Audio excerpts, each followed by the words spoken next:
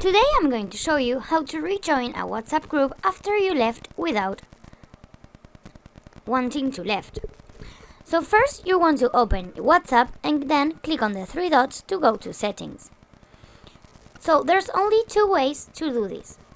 The first one is to click on account and then you have to change your number. So you want to click on change number, then click on next, and here it will ask you to type your old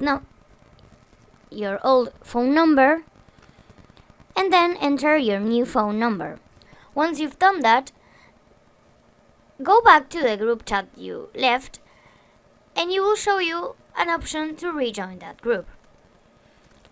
Another way to do this is to go back to that group and text the admin of the group and tell them to send you an invite again because you accidentally left the group. And that's it. If this video was helpful, please give it a like, share and subscribe to the channel for more content like this. See you on the next one.